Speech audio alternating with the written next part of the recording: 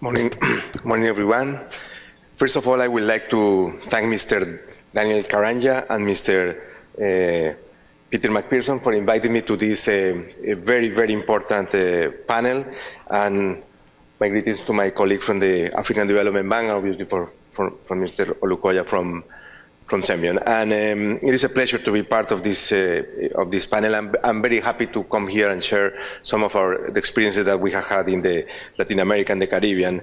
And I want to briefly discuss some challenges that we believe could be useful for the African region, and particularly in the terms of infrastructure and development and regional integration, and the growing need for private participation, like I was said at the very beginning of the panel. Let me see how this one works. Okay. What's the IDB? The IDB is the main source of multilateral financing for Latin America and the Caribbean. Was founded in 1959. We have the largest presence in the region with 26 country offices, and we define our institutional priorities around 5 areas.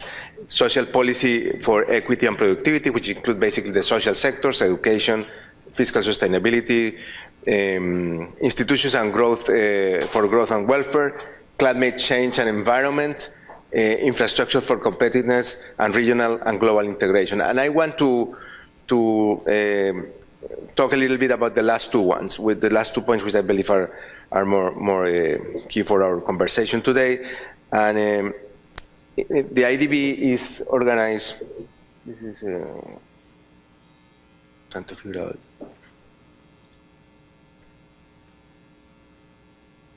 Okay. To perform its mandate, the IDB is organized around the IDB group is organized around three entities. The IDB itself, with sovereign and non-sovereign lending, the Multilateral Investment Fund, very much focused on private sector participation, and the Inter-American Investment Corporation, which is mostly dedicated to small operations in private sector, small business and the financial sector. And what we basically do is we lend money to the public sector, we lend money to a specialized type of projects in the private sector. We provide credit enhancement guarantees here from the private side or from the public sector side, and we provide advisory and technical support in legal and regulatory matters, institutional capacity, technical areas in sectors, and which could be in any form, feasibility studies or so on.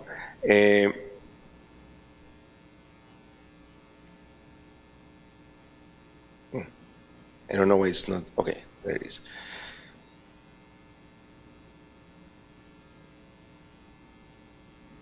Okay, I don't know, it's not synced with this is like toward the end of the presentation, this slide. So I'm gonna try to talk a little bit about the prior slides. In terms of the portfolio, in 2013, the IDB approved close to 170 projects in 14 billion. 110 of those projects were in the public sector with around $12 billion, about half of it, almost 8 billion, 8 billion was investment projects, and about half of it was infrastructure, basically in transportation, water, energy, and agriculture, and the agriculture sector, which is included into the definition of infrastructure in the country. We have we approved close to 60 projects in the private sector, totaling 2.1 billion. As you can imagine, those are smaller operations. Thank you. Smaller operations, and they represented 30% of the overall figure. In regard to regional integration, the way we see it is we are highly concentrated in reducing asymmetries among countries and contribute to a stronger region that can compete more effectively internationally. Some objectives that I think we believe, I don't know a lot about the African continent region, but I think these are the type of challenges that we are facing together.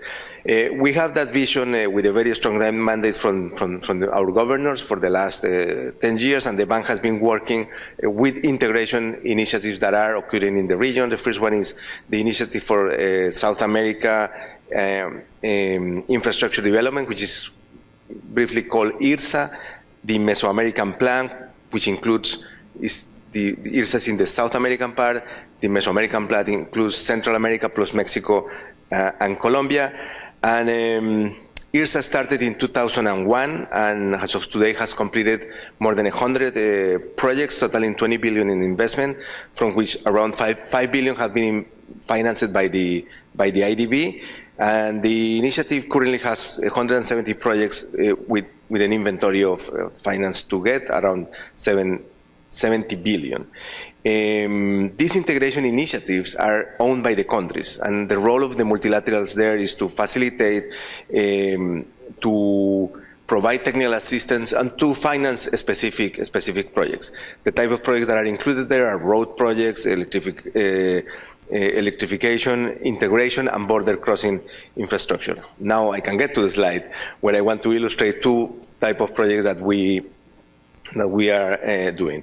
The first one is the Pacific Corridor, and this has been more, the challenge here is more how do I align domestic priorities with international priorities. Countries define their transportation plans in accordance to their own needs, and what we try to do here in a process of dialogue, continuous dialogue between the countries, is how do we find those priorities to be coincident between countries.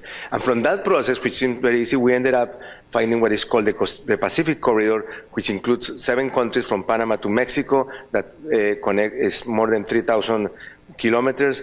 And the corridor has already mobilized more than 2.5 billion resources in investment. And it's not only the investment, we are also working in road safety to the corridor. And now the challenge is how do we overcome the barriers that are the border crossings, which you can do everything that you want. You can have a very top grade, high quality road, but if the trucks are going to stop and be stranded for days in the border crossing, but that's not going to work. And doing a border crossing from the infrastructure point of view is relatively easy, but it's very hard to get the countries together to define their coincident systems in migration, sanitary, and all the other functions that are covered in that. The other project is CIEPAC, which is basically the actual investment that the bank did there was to provide $260 million of lending for the transmission line itself.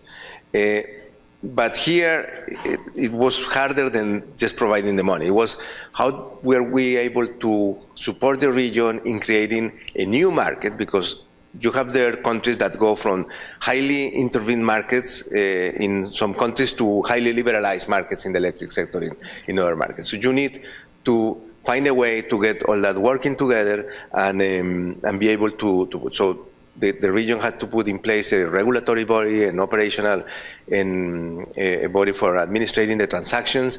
And it has a lot of details, political details even, or where are you going to put in a specific agency, in which country, and that, as you may imagine, are the things that are really making practical this project. There are many challenges as we implement integration projects in the region. We have geographical diversity, as I say, different levels of economic development, difficulties for planning and coordination, and very different financial capabilities. But in terms of leveraging the role of the bank in the region, we are really committed to it. One other case that we have is the, let me just go right to it, the private-public partnerships. And there we are also been working in technical assistance, and I want to talk about the particular case where the FOMIM, the MIF, the one that I was mentioning at the very beginning, provide technical support to seed money to increase and expedite private participation in the region. Since 2004, the MIF has leveraged 20 million in 19 technical cooperation projects, serving to catalyze like around $4 billion in anticipated future investments in PPPs. The areas of support that the MIF did was the creation of PPP units, training to public officials, regulations and project preparation facilities. And the number, as I just say, speak by themselves, but I want to highlight that PP implementation is a long process. It's not only about having the investment there in the private sector, the availability of funding, which we believe has been there for a while, particularly lately. It's about having institutional, regulatory, and investments climate that will level the playing field between public and private sector. Because institutional capacity, the regulatory process and investment climate are key successes for PPPs, one of the main components of our PPP strategy is to continuously measure and assess the maturity and readiness of the countries undertaking the PPP projects. Following this approach, the bank launched in 2009 the Infrascope, which is a study that is performed every 2 years and is conducted by the Economist Intelligence Unit to evaluate the stage and maturity of the readiness of PPP for countries. And they are measured in 5 dimensions. And I'm going to go very brief and finish my presentation. These dimensions are law and regulations, institutional design, project experience and success, and investment climate and financial facilities. The Infrascope was, a version of the Infrascope was also further implemented by the Asian Development Bank later on, and you will have different order of preparation between the countries.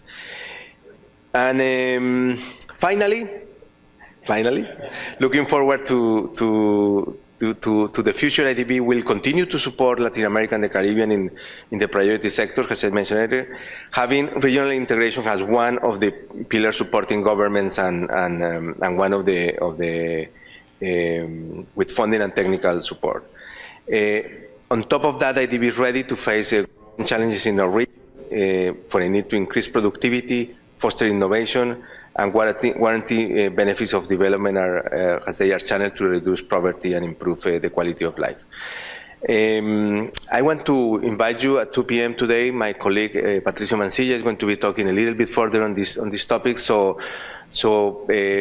that's the time that I have, and it's been really a pleasure sharing this morning with you. Thank you very much.